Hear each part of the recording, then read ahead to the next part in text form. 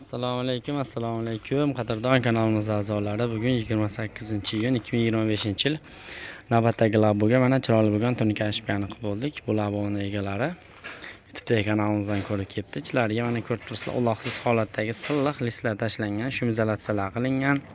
Yo'llari 1,5 sm dan ichkariga bukib chiqilgan, ochganda qo'lda ilmaydigan holatda bo'lib, taglari ham xuddi shunaqa tagga bukilgan. Ana samolyot zakolovkalari ko'rinmaydi, tag qismida bo'ladi hammasiniki.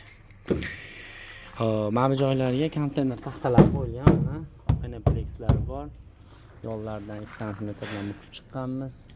Penapleks vazifasini har doim aytamiz. Tunikani tiraydi, ichiga hashay-pashay tushmasligi uchun va salonga issiq sovuq orqadan urmasligi uchun qilinadi. Konteyner pol o'sha tunikani kelgan mana bu siliqib borgan zarbalarni ushlab qoladi va kuzovga zarba yetkazmaslik uchun qilinadi.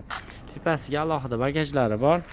Yoniga alohida sandiqchalar bor. Bu o'sha trendga chiqib ketgan sandiqchalar bo'ladi. Bemalol alohiga murojaat qilishingiz mumkin. Poliga ham rezinkalar bor. Mana shunaqa xizmatlar kerak bo'lsa, manzilimiz Farg'ona viloyati Bog'dod tumani, Bordon qishlog'i. Svetofor yaqinida 1 soat ichida chiroyli o'rnashtirib beramiz. Ishlarimiz yoqsa like bosib, do'stlar, yaqinlarga jo'natib qo'ying. Kamchiliklarni yozib qo'yasizlar. Kuzatishda davom etasizlar. Sog' bo'lasizlar, salomat bo'lasizlar.